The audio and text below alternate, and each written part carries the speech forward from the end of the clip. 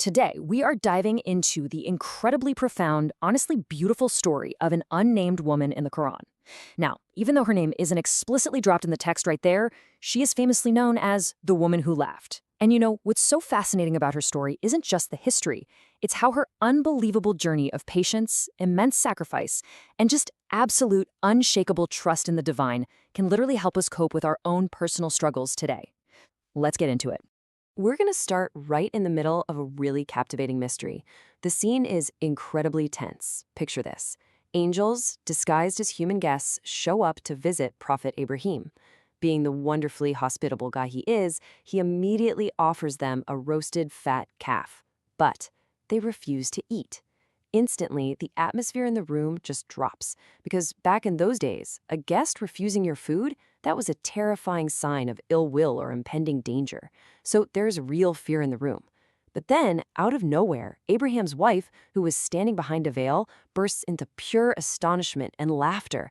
I mean, why? What could possibly break that thick, heavy tension with such a raw, emotional reaction? Well, to truly get her reaction, you have to understand her reality at that moment. She was in her 90s. Her husband, Prophet Ibrahim, was close to 100 years old. They had lived an entire lifetime together, carrying this heavy, deeply painful burden of being childless. And yet, at that exact, high-stakes moment, standing behind that veil, she had just been handed the seemingly impossible glad tidings from these angels. She was going to have a baby. And her reaction? It was just raw, human shock. She clapped her hands together in sheer disbelief at this miraculous news. She actually cried out, "Oh my God, astonishing! A baby from a barren old woman?" I love this because even as the wife of a mighty prophet, her immediate response was purely emotional and just incredibly relatable. She looked at her physical reality, her advanced age, a lifetime of being barren, and her brain just couldn't fathom how the physics of the situation could possibly work out. Now, the angels instantly replied with this gentle but incredibly powerful question. They asked, "Are you astonished from the decree of Allah?" This right here is the core reminder of the whole story. Allah can do absolute wonders. He makes impossible things possible, and he is capable of everything. But to fully grasp why this miraculous reward was handed to her right then and the true gravity of this moment, we actually need to hit rewind.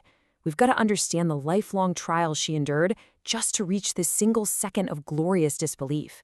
So let's look back and see how this all builds. Her name was Sarah. She was Prophet Ibrahim's cousin and, crucially, one of the very earliest believers who accepted his message. She displayed this unwavering, fierce loyalty right from the jump, packing up and migrating alongside him, away from their home in Iraq, journeying all the way across to Egypt. This was not some comfortable, easy life. It was a path of constant movement, severe testing, and relying solely on faith.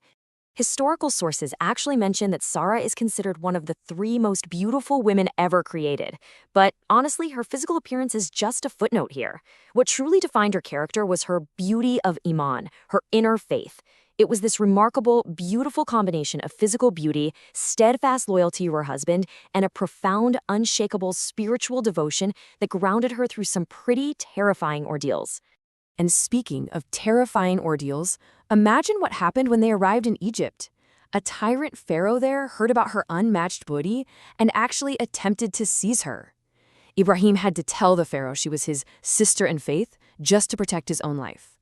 When the Pharaoh repeatedly tried to reach out and physically harm her, boom, a miracle. He was instantly paralyzed. And this happened 3 times. He was only released from this paralysis when Sarah made constant, unwavering dua.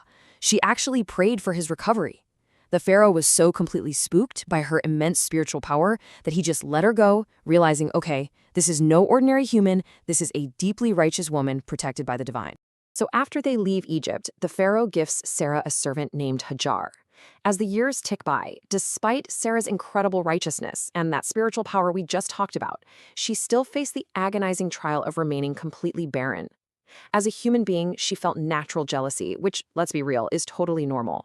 Yet, in an act of breathtaking, selfless spiritual sacrifice, she gave her servant Hajar to Ibrahim so that he could finally experience the joy of having a child. She literally prioritized her husband's happiness over her own deep pain.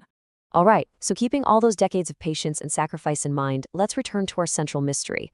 Why did she laugh? While scholars revealed that her laughter wasn't just a simple reaction, it carried beautifully layered meanings. It was like a complex emotional release. It was amazement that Allah favored them to serve such honorable guests. It was profound relief that the wicked people of Lot were going to be stopped. It was relief that the frightening tension in the room broke when the angels finally said, "Don't fear." And of course, it was pure, overwhelming astonishment at the glad tidings of a child after waiting for 90 long years. Her laughter was just this massive overflow of relief, faith, and ultimate gratitude. And here's the crucial payoff. Her incredible patience and lifelong sacrifice were rewarded in a way she could never have calculated. The angels didn't just promise her a son, Ishaq or Isaac. No, in that exact same breath, they promised her a grandson, Yaqub or Jacob. Imagine that. At 90 years old, she isn't just given a child, she's given the rock-solid guarantee of seeing her lineage continue securely into the next generation, firmly establishing a continuous house of prophets that would eventually include Musa, Isa, and others. And this is exactly why her story is an absolute game changer for us today. This powerful narrative teaches us that no matter how difficult, how prolonged, or how completely hopeless our own personal struggles might feel right now, we have to deeply trust that Allah's miraculous plans can overcome absolutely any obstacle. He can make impossible things possible. What seems mathematically or biologically impossible to you, that's literally nothing for the Creator. The physics of your situation do not limit the capabilities of the divine. Because sometimes life unfolds in ways that really don't seem to be in our best interest at first. I mean, decades of childlessness felt like a crushing hardship for Sarah. Giving up Hajar was a massive emotional trial. But as Sarah's story proves, the final result orchestrated by Allah is always utterly amazing. We just have to be willing to endure the messy chapter we're currently in so we can eventually read the beautiful ending He has written for us. So how do we practically take her legacy and apply it directly to our daily lives? If you're struggling right now, I want you to remember these 3 steps. First, never ever lose hope in Allah's mercy, even if you are 90 years deep into a problem. Second, practice immense patience and make a constant dua. Just like she did in the court of the Pharaoh, prayer is your ultimate shield. And third, trust completely in His miraculous plans. By doing these things, we can hold on to our faith even when the odds look entirely stacked against us. Think about Sarah, the woman who laughed out of sheer astonishment at the miracles of God. And I want you to ask yourself, what personal struggle do you need to stop stressing over and simply hand over to Allah's miraculous capability today? What is your impossible? Trust it to the one who makes the impossible possible. Thank you so much for hanging out with me today to explore this beautiful story, and I really hope it brings a newfound sense of peace and patience to whatever journey you are on. Catch you next time.